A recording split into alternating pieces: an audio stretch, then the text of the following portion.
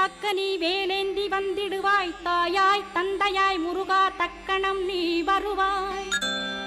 சக்தியும் சிவனுமாய் சடுதியில் நீ வருவாய். பரம்பொருளான பாலனே ஸ்கந்தகுரு.